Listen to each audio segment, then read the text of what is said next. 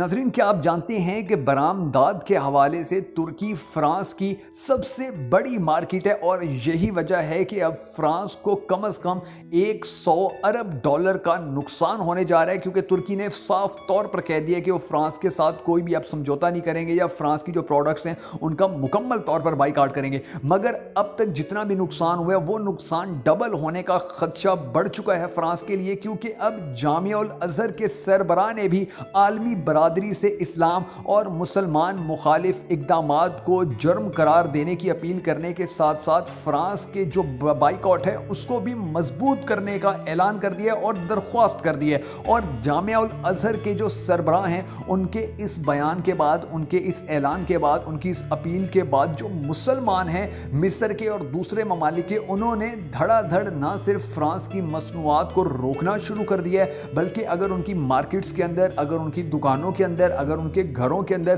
France की products थी तो उन्होंने उनको भी उठा के बाहर फेंकना शुरू कर दिया। और यही वजह है कि पिछले कुछ रोज़ के दौरान फ्रांस ने पूरी दुनिया से ये दरख्वास्त की है, बल्कि खसूसन जो अरब और इस्लामी रियासतें हैं उनसे दरख्वास्त की है कि वो फ्रांस का जो मुआशी बाइकॉट है उसको ख़त्म करें और फ्रांस के खिलाफ जो नफरत फैल रही है उसको भी रोकने की कोशिश करें। हालांकि ये नफरत खुद फ्रांस ने पूरी दुनिया के मुसलमानों के दिलों में अपने लिए पैदा करने की कोशिश की, और जब उन्होंने नबी करीम सल्लल्लाहु अलैहि वसल्लम के गुस्ताखाना खाकों की अशात का ऐलान किया था तो उस वक्त भी पूरी दुनिया के जो बड़े बड़े इस्लामी रहनुमा हैं उन्होंने फ्रांस के सदर को बताया था, समझाया था कि देखें ये हमारे लिए सबसे मुकद्दस हस्ती है, अगर आप इनका मजाक उड़ाएंगे तो फिर मुसलमानों ने कोई भी किसी भी किस्म का समझौता नहीं करना है और ना ही फ्रांस के साथ कोई ताल्लुकात रखना चाहेगा। और उसके बाद फ्रांस ने अपनी हरकत पूरी की और उस हरकत के बाद अब फ्रांस को पूरी दुनिया से ना सिर्फ जूते लगना शुरू हो चुके हैं, बल्कि पूरी दुनिया के अंदर अब फ्रांस भीख मांगता फिर रहा है कि आप हमारे साथ जो हमारी मुईशत को नुकसान हो रहा है उस मुईशत के नुकसान को ख़त्म करने के लिए हमारे साथ ताउन करें और हमारी प्रोडक्ट्स खरीदना शुरू करें। इसके साथ साथ नाजरीन, तुर्की ने भी एक तवील अरसा तक फ्रांस से बहुत सी चीज़ें ली, बहुत सी फ्रांस को बेची भी थी, बहुत बड़ी एक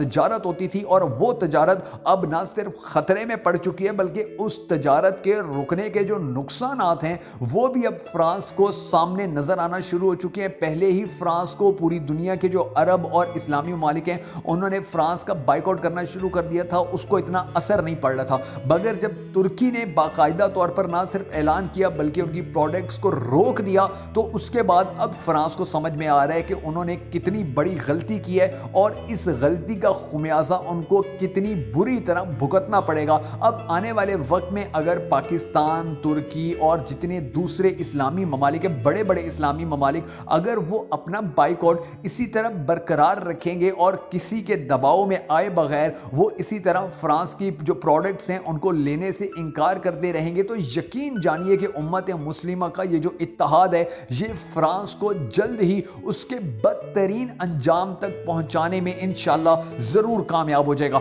अगर आप भी चाहते हैं कि फ्रांस से बदला लिया जाए, अगर आप भी चाहते हैं कि फ्रांस की जो प्रोडक्ट्स हैं उनके बाइकआउट की आवाज़ ज़्यादा मजबूत हो, ज़्यादा फैले, तो इस वीडियो को लाइक करने के साथ साथ शेयर करना हरगिज़ मत भूलिएगा।